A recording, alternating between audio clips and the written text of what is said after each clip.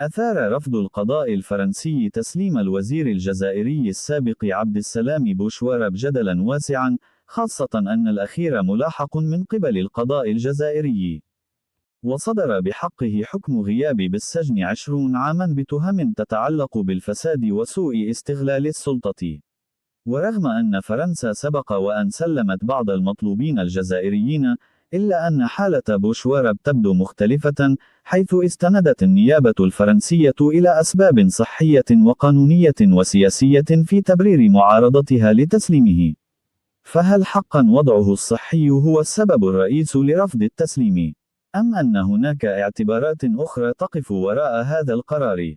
شغل عبد السلام بوشوارب منصب وزير الصناعة والمناجم في الجزائر بين عامي 2014 و 2017 خلال فترة حكم الرئيس الراحل عبد العزيز بوتفليقة. وكان واحدا من أبرز الشخصيات التي لعبت دورا رئيسيا في سياسات الاستثمار الصناعي، خصوصا في مجال تركيب السيارات والقطاعات الاستراتيجية الأخرى.